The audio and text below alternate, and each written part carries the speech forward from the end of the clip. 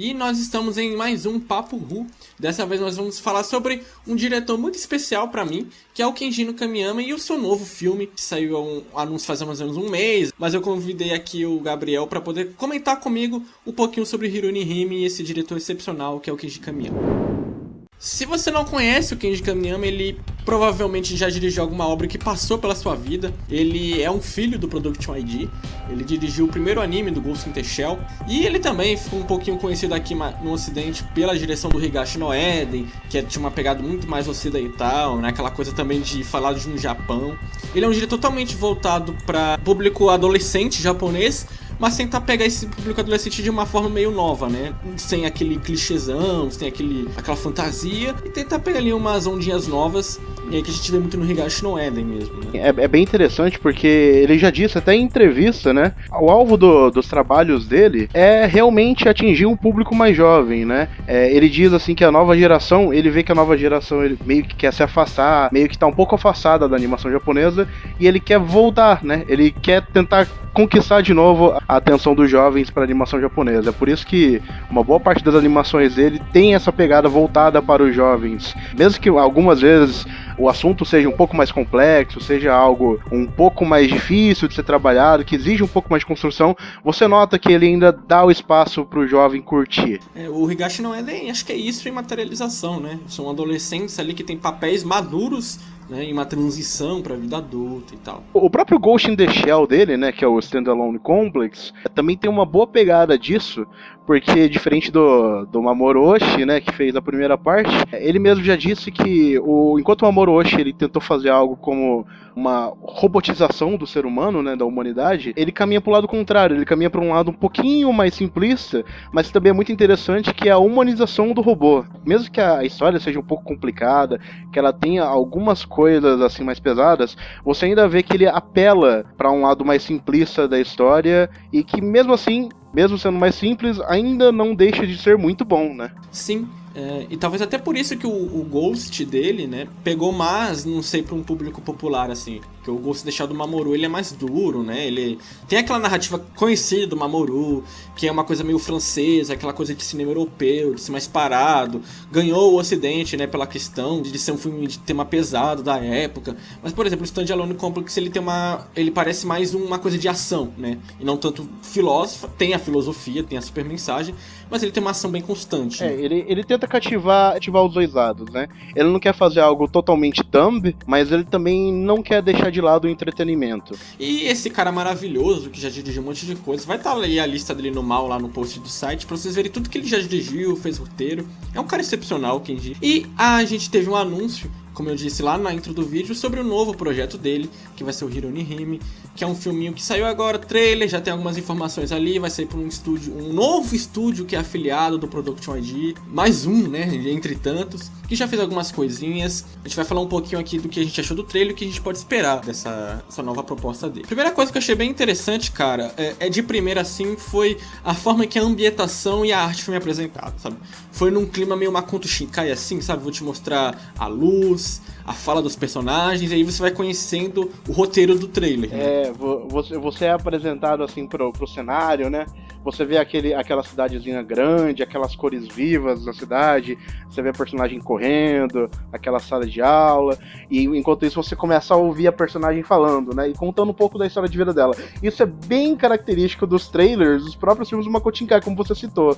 Sabe, tipo, eu consegui sentir essa mesma curiosidade. E, bom, pelo menos desse lado, é muito legal notar que você percebe que o Kamiyama Kenji, ele realmente tá explorando coisas novas. Pelo menos por esse trailer, você começa a perceber que ele também quer mostrar que é uma pegada um pouco mais slice of life, né? Em algum ponto da história dele. E tem um tema meio atual, né? Porque ele vai falar das Olimpíadas. O filme vai se passar um pouco antes das Olimpíadas de Tóquio, em 2020. Então, tem um tema atual também, que é a questão do relacionamento entre pai e filha, que segundo ele é o foco do filme. Mostrou ali um pouquinho do pai dela, ela meio que agitada. Ela vai ser aquela clássica garota agitada, né? Colegial agitada, tal, que é dinâmica. Uma mistura ali de Hajime do Gatman com Haruhi Suzumiya. Deu pra ver que isso é alegre, né? E aí ela tem um companheiro ali durante o trailer que é um robozinho. É bem interessante também, porque Hirouni Hime, né, o filme, ele tem um subtítulo que é Shiranai Watashi no Monogatari, que é a história da eu que eu não conheço, da eu que eu desconheço desconheço, da eu desconhecida. Então, assim, essa parte do robozinho, ela meio que deve pender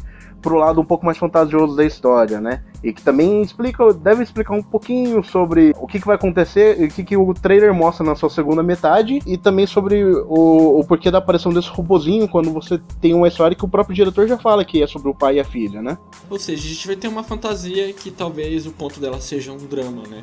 Mas talvez um drama meio leve. Porque a gente vê ali que teve um clima gostoso no trailer em geral, né? A gente sentiu uma carga de tristeza, mas tudo leva a um dramazinho, pelo menos. Não sei se vai ser com um relacionamento entre ela e o pai, né? Ou talvez seja um drama pra chegar até o pai dela, sei lá, um desafio que ela vai ter, né? Por isso que ela tá lá pulando no trailer. Mas enfim, teve um climinha tristinho, né? Apesar de ser muito bonito. Essas obras que tem uma personagem viva e forte, assim, e ela começa a contar a história dela no seu trailer, e você nota que, pelo menos em alguma parte dele, tem coisas que ele não explica, você pode esperar que ele vai apelar pra algum lado que você não tá vendo ali, né? Nesse caso, eu acho que um drama um pouquinho mais forte, né? Não nada grotescamente, nada tão latente assim, mas ainda assim eu acho que vai dar pra notar que esse filme, ele quer trazer uma pegadinha um pouco mais melodramática em algum ponto do seu enredo. Embora talvez boa parte dele ainda seja bem light, né? Também acho.